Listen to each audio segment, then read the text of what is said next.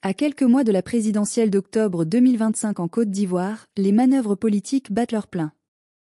Les partis s'observent, se testent, se tendent la main et parfois se poignardent dans le dos.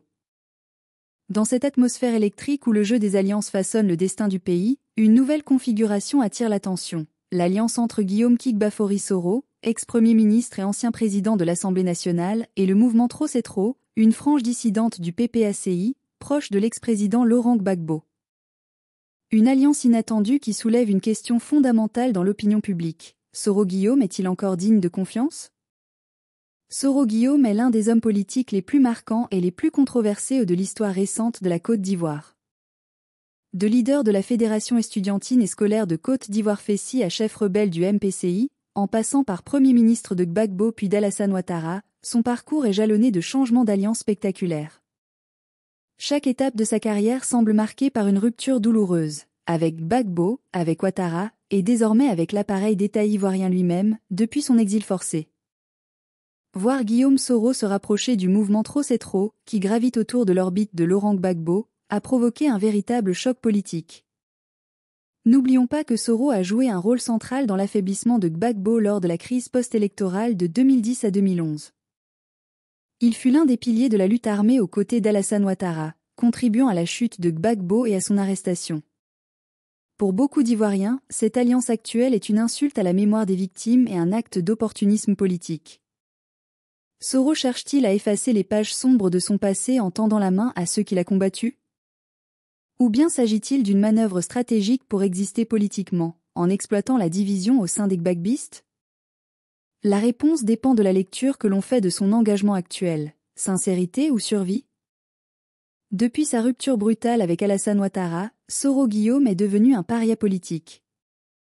Poursuivi par la justice ivoirienne, condamné à 20 ans de prison dans une affaire de tentative d'atteinte à l'autorité de l'État, il vit en exil depuis 2019. Dans ce contexte, il ne lui reste que peu d'options. Le retour en grâce passe nécessairement par une alliance solide. En tendant la main au camp Gbagbo, ou à ceux qui en restent, il tente de reconstituer un front contre le RHDP, dans l'espoir d'une alternance. Mais cette stratégie repose sur un pari risqué, la mémoire collective des Ivoiriens. Peut-on oublier les multiples volte-face de Soro? Ceux qui l'ont suivi dans la rébellion de 2002 se souviennent de ses promesses d'un nouvel ordre démocratique. Pourtant, une fois au pouvoir, il a été accusé d'avoir participé à la confiscation de la démocratie, notamment en tant que président de l'Assemblée nationale sous Ouattara. Les Ivoiriens lui reprochent une ambition personnelle démesurée, qui l'a toujours poussé à se positionner non pas pour le peuple, mais pour ses intérêts. Il faut dire que le mot traître colle à la peau de Guillaume Soro comme une étiquette indélébile. Il a trahi Gbagbo, l'homme qui l'a fait Premier ministre. Il a trahi Ouattara, qui l'a fait président de l'Assemblée nationale. Il a trahi ses anciens compagnons de lutte, dont certains ont péri ou croupissent en prison. Et aujourd'hui, l'opinion publique s'interroge. Que vaut son soutien à un mouvement pro-Gbagbo?